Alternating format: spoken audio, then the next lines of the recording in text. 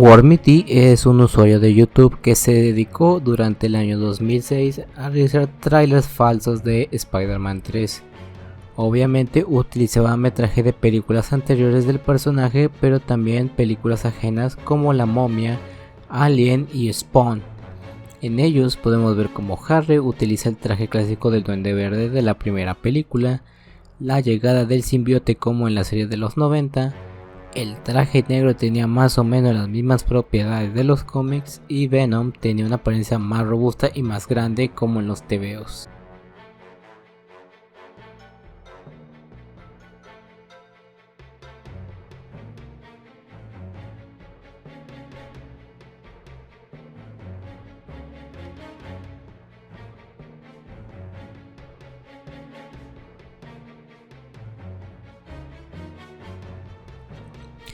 Hubo un momento en el que tanto Carnage como Joker se conocieron.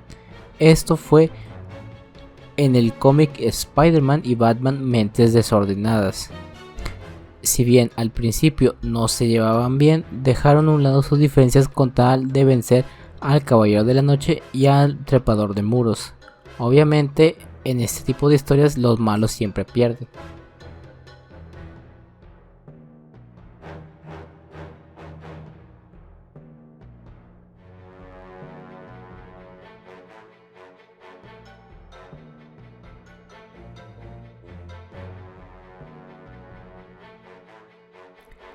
Entre el año 2007 al 2009, varias personas hicieron muchos trailers fan-made de la cancelada cuarta parte de Spider-Man, en su mayoría incluyendo a Carnage y al Lagarto como antagonistas del filme. A menudo este tipo de videos eran confundidos con trailers reales a tal grado que incluso en la actualidad hay gente que cree que estos trailers son reales o cuando menos que los villanos de la cuarta entrega serían estos.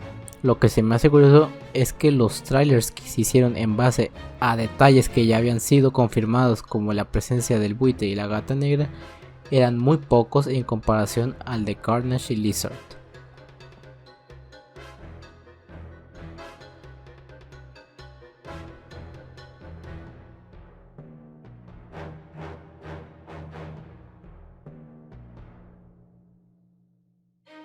Un detalle que muchos no conocen o no saben es que Peter Parker tiene una hermana, o bueno, más o menos, depende de la historia que cuenten. Esto se nos explica en la novela gráfica Spider-Man Family Business, que comienza como cualquier otro día en la vida de nuestro trepador de muros, con un intento de secuestro y asesinato a manos de unos pistoleros desconocidos. Una vez que esquiva a los malos, Peter termina en un coche conducido por una chica que se llama Teresa Parker, que se supone que es su hermana menor. Esto causa la confusión de Peter Parker y de muchos lectores del universo de Marvel porque el origen de Teresa es misterioso adrede.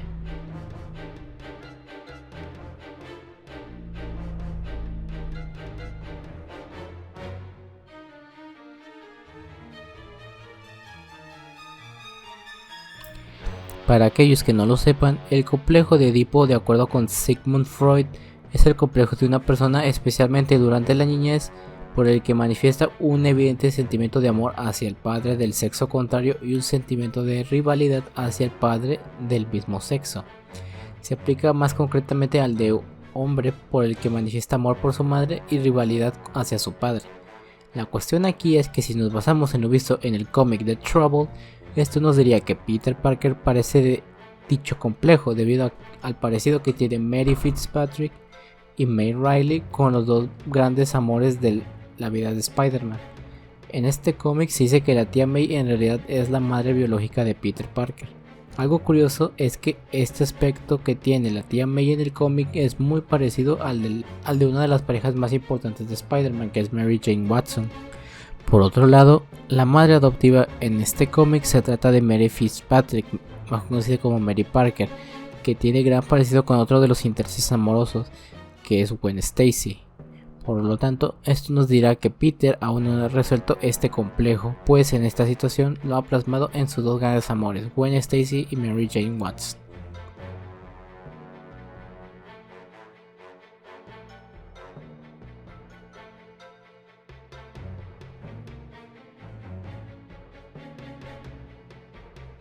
El actor, conocido por interpretar a Peter Parker en la saga de Sam Raimi, se ha hecho de una fama en la industria del cine por organizar una serie de partidas de póker clandestinas, de las cuales obviamente salió beneficiado económicamente.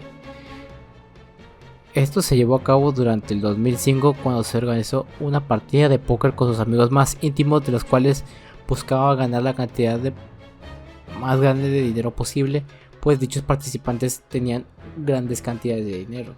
Entre sus víctimas se encuentran personajes como Matt Damon, Ben Affleck y Todd Phillips.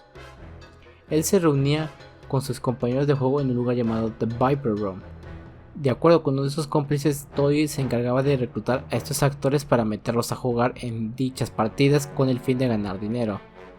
Posteriormente, después del 2009, parece ser que se retiró, pues luego de que luego se viera involucrado en un escándalo causado por una mesera que había lanzado dicha acusación al actor, hizo que al final quedara en nada, ya que Toby siguió con su vida mientras que a la otra persona la detuvieron por estar involucrado en negocios ilícitos.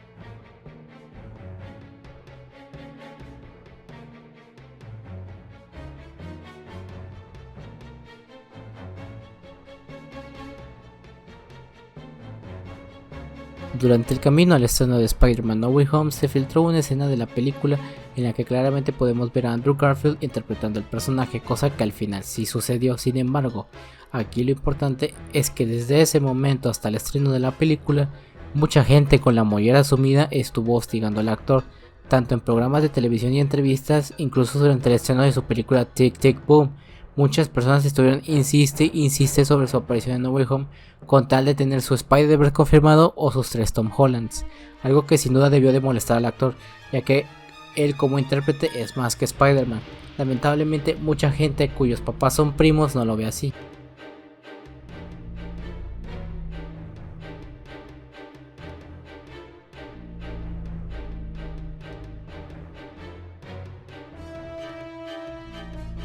Un dato que mucha gente desconoce es que Tom Holland fue entrenado en el ballet, algo en el que es bastante bueno, lo que le permite tener una habilidad que le permite ser ágil y que de alguna forma le valió el papel de Spider-Man. Desafortunadamente, durante este tiempo que practicó esta disciplina, fue víctima de burla por ser supuestamente algo para niñas, lo cual es una pendejada, pues el practicar algo o el que te guste algo no define tu manera de ser.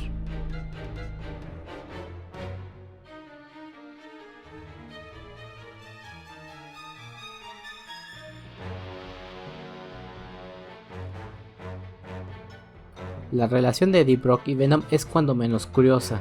En un principio, estos se llevaban bien, debido a que ambos odiaban a Spider-Man por haber arruinado sus vidas. Sin embargo, con el pasar del tiempo, estos generaban una especie de amistad romance debido a su unión perfecta.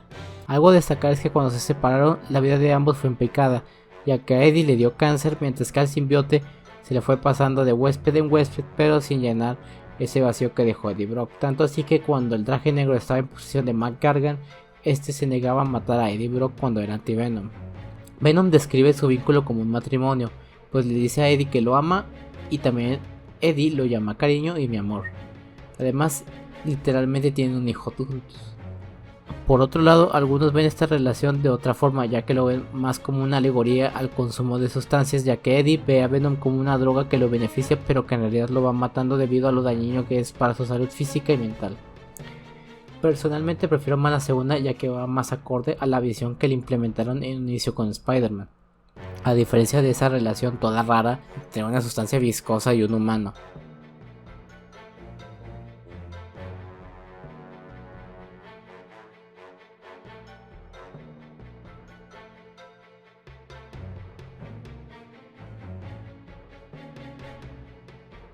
Contrario a la creencia popular, en algunos universos alternos Peter sí llegó a contraer matrimonio con Gwen Stacy en los cómics.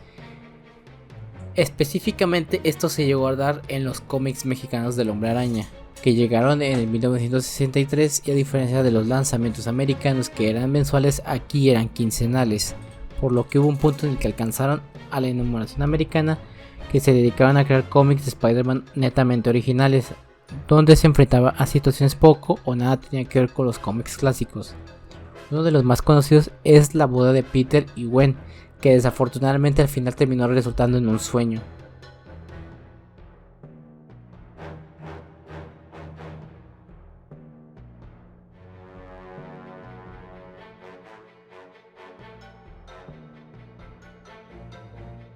Al estar su sangre enlazada al simbionte de Carnage, Cletus Kasady puede aparecer cuando quiera a voluntad el simbionte. Incluso si se lo arrebatan, él ha sobrevivido a enfermedades como un cáncer estomacal en estado terminal. Además, hasta logró vencer la muerte tras ser partido a la mitad por Sentry.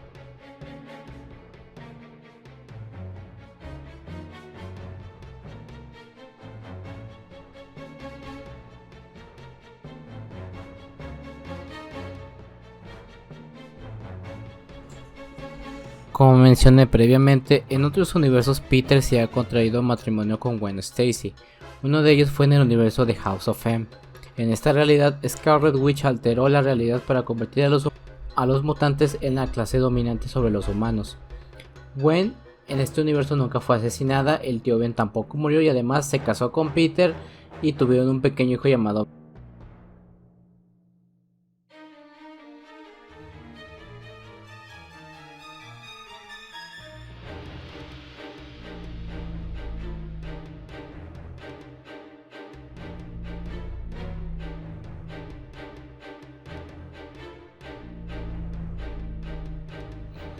Algo que los fans de Spidey sabemos es que cuando está involucrado en eventos de gran magnitud en los cómics siempre es humillado, maltratado y lastimado de las peores formas posibles. Son tantas las ocasiones que han pasado por estas situaciones que para no alargar este punto vamos a recordar solo las más importantes. Primeramente en el evento House of M, como había mencionado previamente, cuando se enteraron que en realidad no eran mutantes sino un superhumano que obtuvo poderes, fue abuchado y apaleado de tal manera que al final se terminó quitando la vida.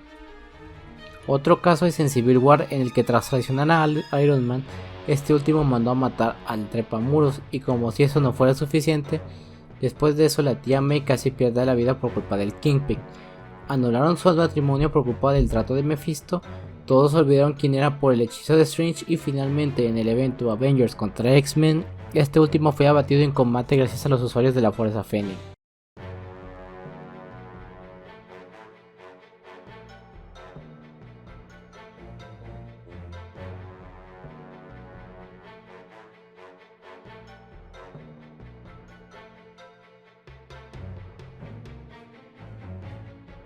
Una queja que hemos tenido de algunos fans de Spider-Man es que el personaje no ha salido del status quo en los últimos años, pues por alguna razón Marvel no ha querido que por lo menos en el universo principal le dieran una familia, convertirlo en un padre y que se enfrente a problemas de la vida cotidiana como ser un papá, los temas del matrimonio y así.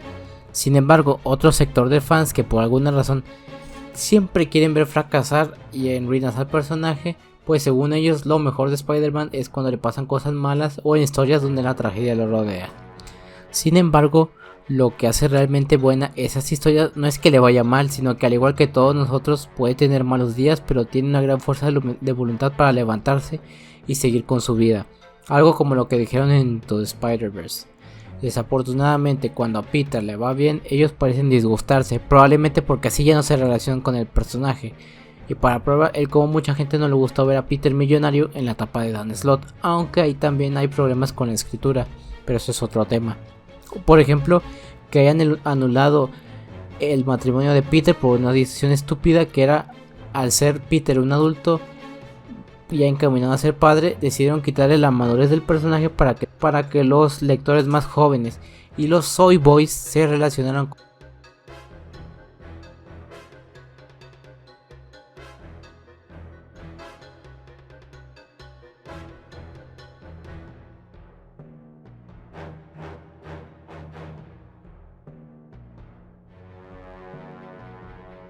Una de las cosas que más han perjudicado al personaje en la pantalla grande es precisamente su casa productora Sony, quien desde los tiempos de la saga de Tobey Maguire ha perjudicado mucho al personaje, metiendo a Venom a la fuerza en Spider-Man 3 y después presionando a Sam Raimi con la fecha de entrega para Spider-Man 4.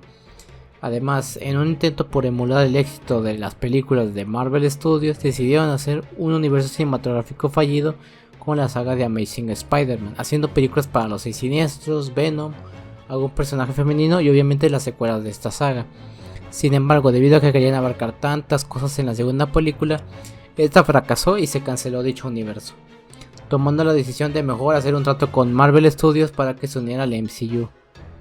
Sin embargo, necios como siempre, empezaron a sacar películas de villanos de Spider-Man sin Spider-Man. La idea de sacar películas ajenas a Spider-Man en sí no es mala idea, pero por ejemplo, en lugar de sacar películas de versiones alternas como 2099, Noir, Spider-Gwen, etc., o también sacar películas de villanos que sí tienen peso importante como una película del Duende Verde al estilo del Joker, o una película del Doctor Octopus siendo superior a Spider-Man, incluso una película tipo Suicide Squad con los 6 siniestros o con los Superior Foes de Spider-Man, incluso hasta darle continuidad a la saga de Tobey Maguire y Andrew Garfield, o incluso una verdadera película del Spider-Verse live action. Sacan películas de personajes que solo funcionan si está Spider-Man, como Morbius, Kraven y Madame Web, o bien de personajes que no conocen ni en su casa como Jackpot, Nightwatch o la película del muerto. Esto demuestra las patadas de ahogado que hace Sony con tal de retener los derechos del trepamuros. Es más, ya me emputé, y para descargarme les voy a mostrar estos memes que se me ocurrieron. Cuando Spider-Man se enfrentó a Bad Bunny. ¡Habla bien, idiota! ¡Habla bien o te mato! Cuando ves al cast de la película de Madame Web. Eso me prende. Cuando Sony anuncia que le va a hacer una película a Morbius, Kraven y al muerto. ¡No, pendejo! ¿Qué chingados te pasa? ¿Tienes caca en la cabeza?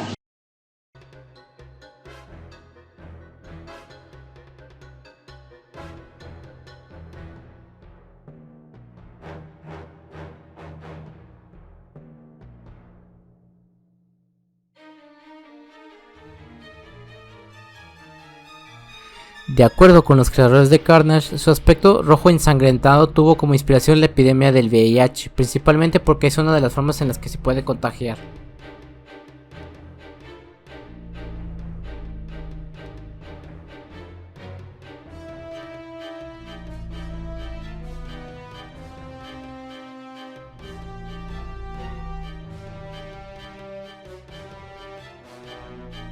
Es una creepypasta del personaje en la que nos cuenta la historia de un chico que es muy fanático de los cómics, que se encuentra en un cómic no oficial de Spider-Man llamado Forgotten Spider-Man o el Spider-Man olvidado. En él nos muestran cómo la picadura de la araña ha dañado mentalmente a Peter Parker y empieza a matar a todo el que se le aparezca y ya. Típico de las creepypastas, solo faltó decirle que no le dio importancia.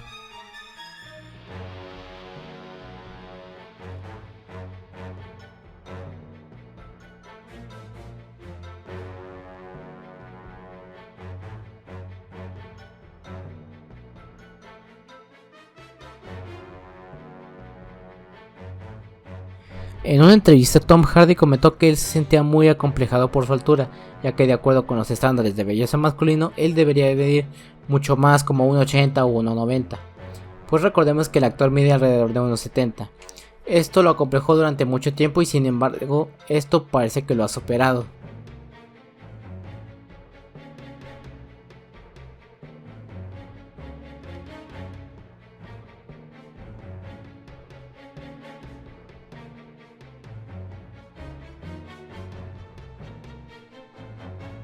Como sabemos, el plan original de la tercera película era que el tercer villano de esta fuera el Buitre, que sería interpretado por Ben Kingsley. Existen varios concept arts junto con el Hombre de Arena, el cual hasta ya habían hecho las clásicas alas para la película. Sin embargo, esto fue descartado porque no es precisamente un personaje popular que pudiera generarle ganancias a Sony, a diferencia de Venom, que es una mina de oro, y eso lo podemos ver en el dinero que ha generado sus películas o incluso Spider-Man 3. Esto resultó en que el personaje se sintiera metido con calzador a la trama, pues su presencia en la película se siente muy forzada y alejada de la visión que tenía Sam Raimi, lo que resultó, si bien en un éxito en taquilla, también en muchas críticas a la película. Esto se debió a que el productor Avi Arad metió presión para meterlo en la película, pues además de que le generaría ganancias al filme, también era uno de sus personajes favoritos.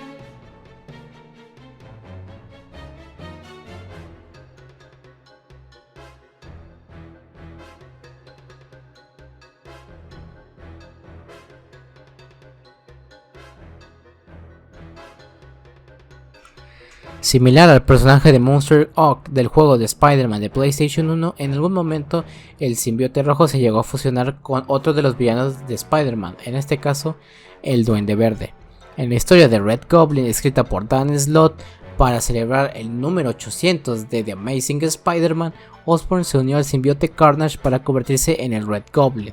Para empeorar las cosas para los superhéroes, el simbionte se mezcló con la fórmula del Duende Verde, haciéndolo mucho más poderoso y anulando las debilidades que contaba.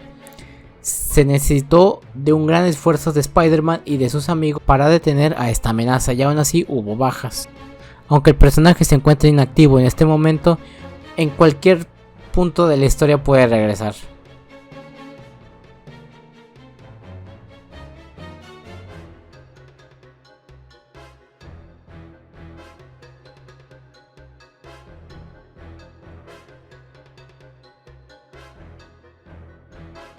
Es un escritor que trabajó para la primera película de Spider-Man, el cual no regresó para las futuras secuelas pues tenía ideas diferentes a las que se presentaron posteriormente. Coeb ha explicado que él tenía en mente ir por una línea distinta. De acuerdo con lo que relata el escritor, su idea era introducir a Gwen Stacy en la segunda película, para asesinarla directamente ahí, además de colocar a otros villanos. Evidentemente, como esta idea chocaba con las ideas del estudio, se decidió descartar.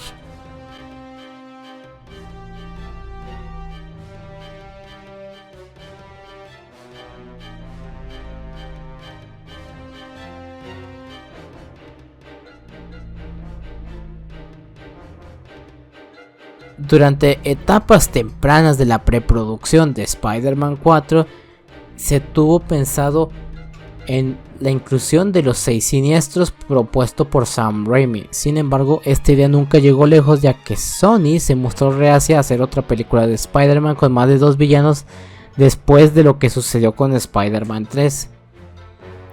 A Sam Raimi le dijeron que solo podía usar 2 villanos para la próxima película y obviamente esta idea fue descartada. Esta idea parecía muy difícil de realizar debido a que, como vimos, Sam Raimi no podía hacer que una película funcionara con 3 villanos, y si ya sabemos que tener 3 villanos no era funcional, aumentarlo a 6 iba a ser más difícil. Si esto hubiera sido como en Homecoming, en el que el único que tiene importancia es el principal y los demás secundarios no había tantos problemas porque no les daban tanta importancia, o incluso No Way Home, que retomara personajes que ya habían sido desarrollados, no habría tanto problema. Pero como sabemos, Sam Raimi acostumbraba a matar villanos, y además, en caso de introducirlos como personajes nuevos, a él le gustaba mucho trabajar lo mejor posible a estos personajes, por lo que iba a ser muy difícil crear una película con los 6 siniestros trabajando de manera funcional, ya que por ejemplo el Duende Verde, el Doctor Octopus, el New Goblin y Venom estaban muertos, y el único que quedaba vivo era Sandman. Y si a eso le sumamos que probablemente hubieran hecho lo mismo con los demás villanos, jamás iba a realizar esta reunión.